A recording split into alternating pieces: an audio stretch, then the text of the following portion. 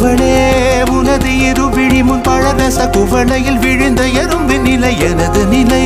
விலக விருப்பமில்லையே பூவே